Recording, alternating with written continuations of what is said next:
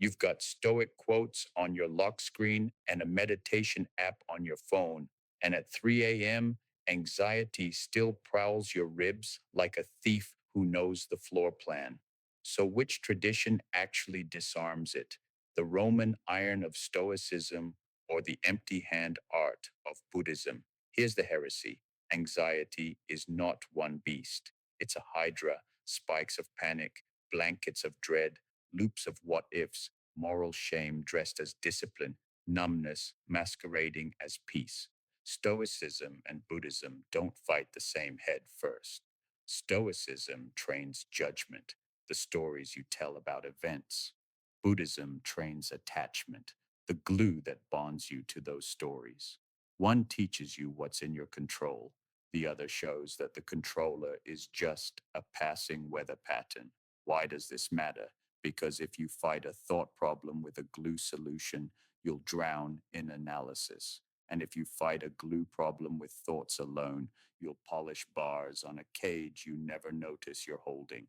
The right fix requires the right door.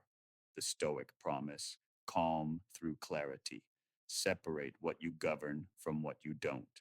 Reframe loss, rehearse adversity, act with virtue regardless of weather.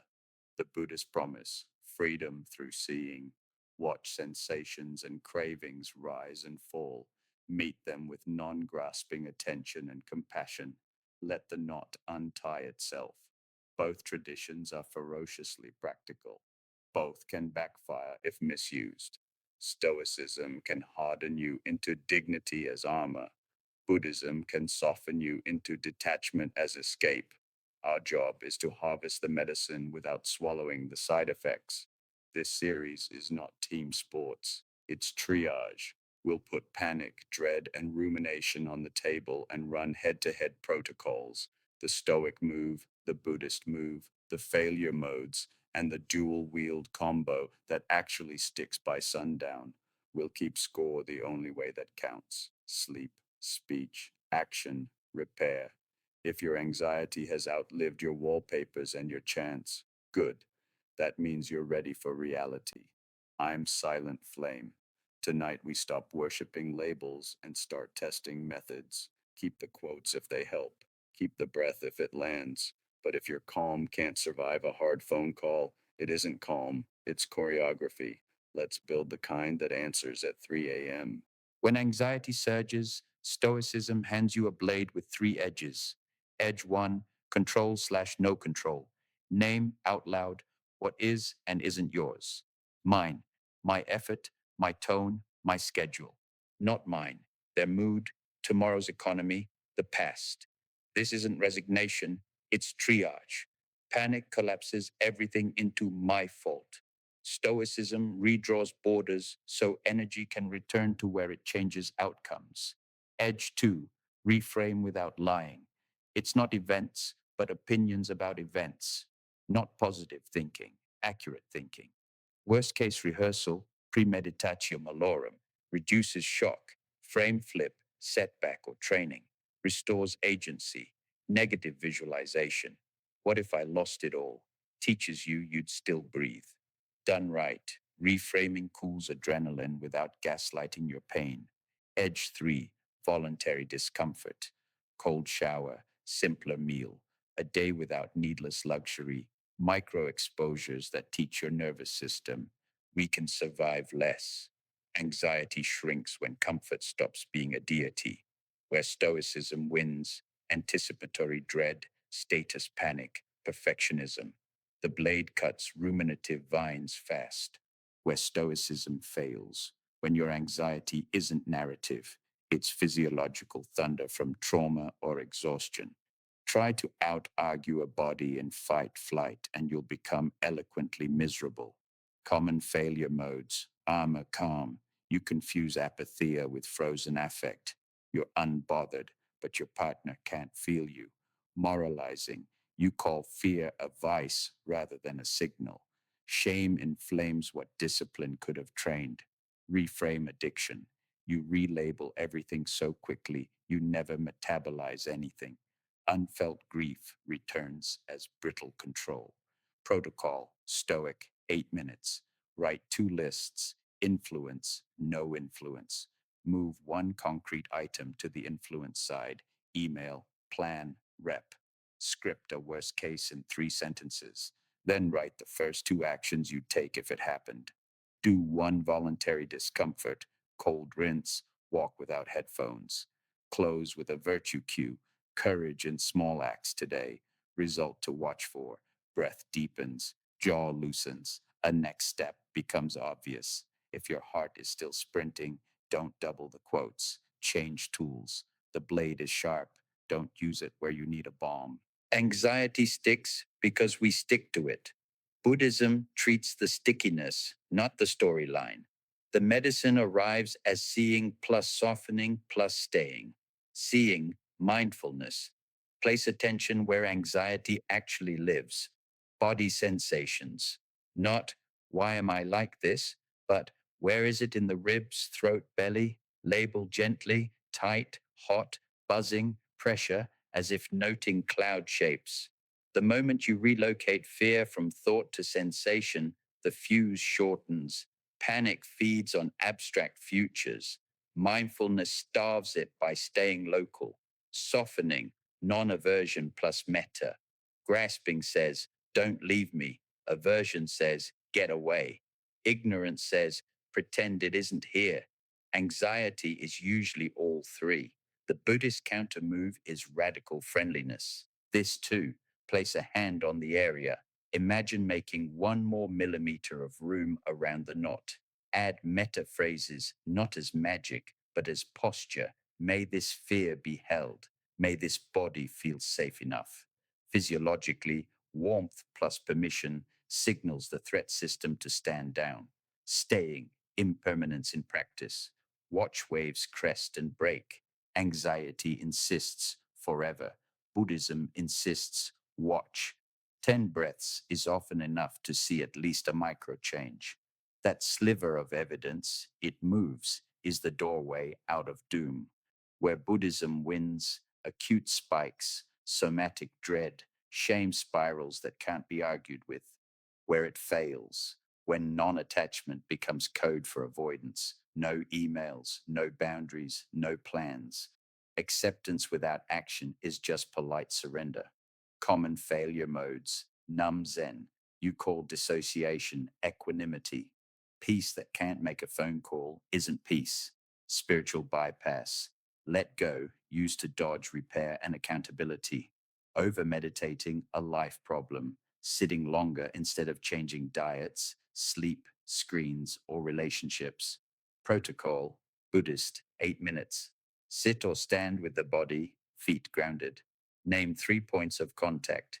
Note sensations in the anxiety zone for 2 minutes, out loud if possible. Place a hand there. Breathe around the edge of the knot, not into the center. Whisper metta once. May I feel safe enough to act wisely. Stand. Take one compassionate action: glass of water, text a friend, step outside. Outcome: fear feels held, not solved. Paradoxically, held fear loosens, unsolved fear screams. The balm doesn't argue, it unties. But a balm alone won't build a bridge. In the next part, we put blade and balm together, a decision tree for real world anxiety that refuses to pick a team.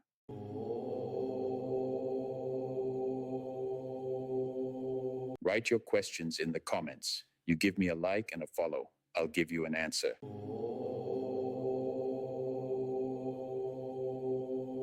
Which tool first, the Stoic blade or the Buddhist balm? Use terrain. Tool, test. Terrain A: panic spike, body first. Heart hammers, tunnel vision, buzzing limbs. Start Buddhist, somatic. Feet, contact, name sensations. Tight, hot, buzzing. Widen breath around the knot. One line of metta. May this body feel safe enough. When the needle drops 2 notches, switch to the Stoic blade. List one thing you control. Do the smallest action that moves fate by a millimeter. Terrain. B. Rumination loop. Story first. Spinning. What if? You're seated, safe, but trapped in thought. Start Stoic. Split influence / no influence. Write the first two moves under influence. If the loop resists, go Buddhist. Label thoughts as thinking, planning, fearing. Relocate attention to soul's jaw, breath. Terrain, sea, dread, foggy future. Heavy, slow anxiety, hard to name. Start Buddhist. 10 breaths, sensing back ribs, hand to sternum. This too, when a single next step appears. Go Stoic, schedule it. Do a tiny piece now.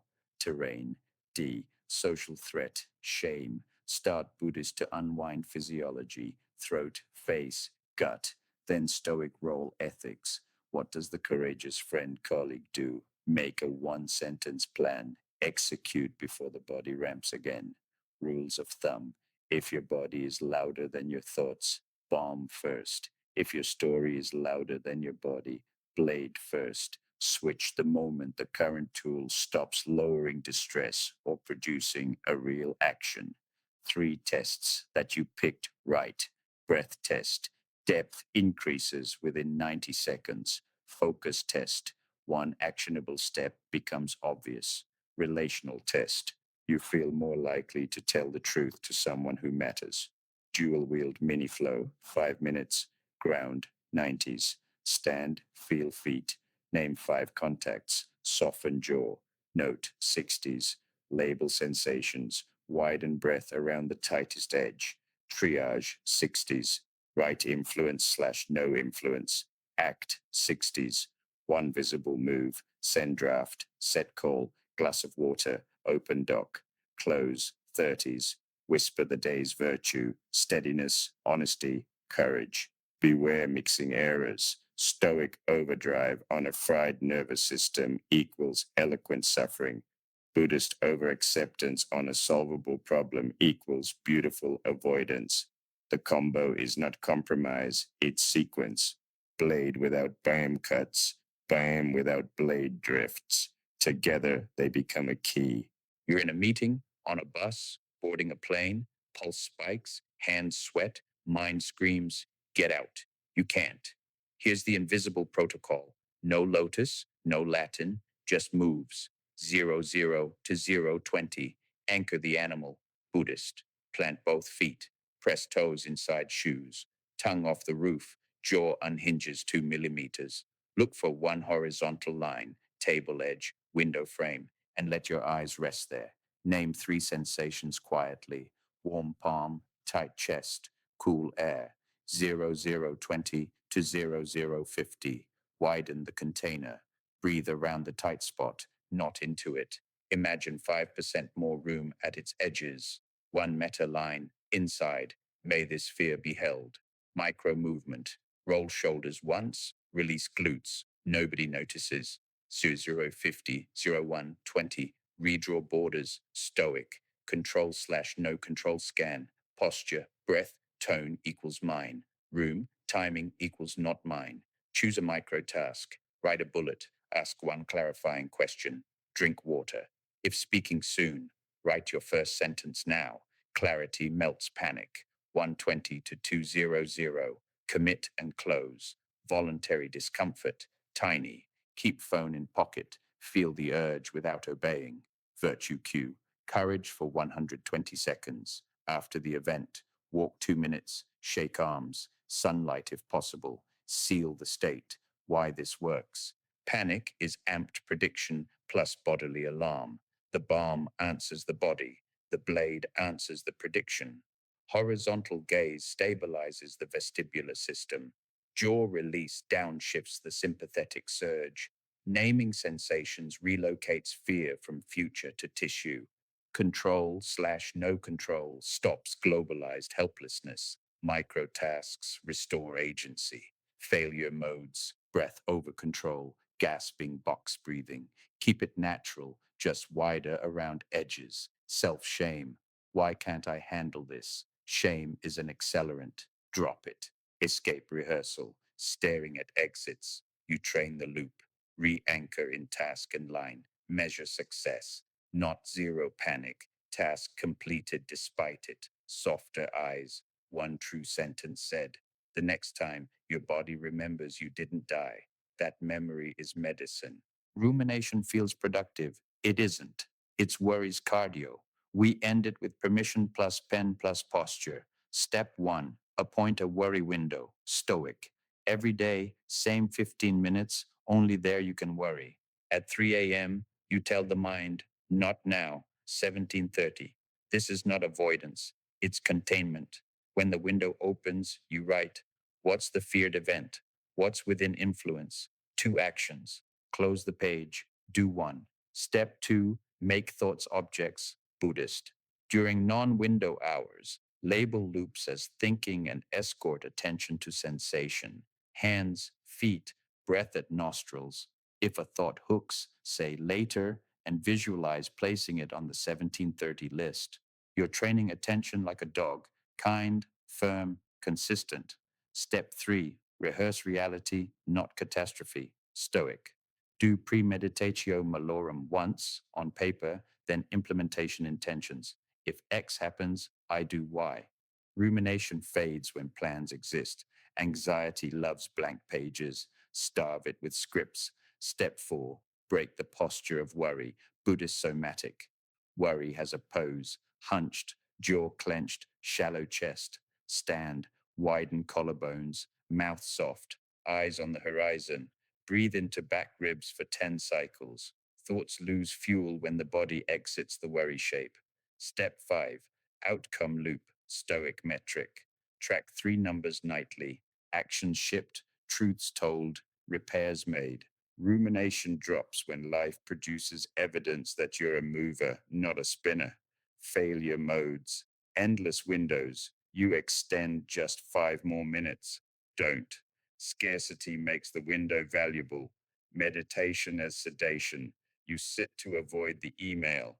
Pair 3 minutes of noting with sending the first line.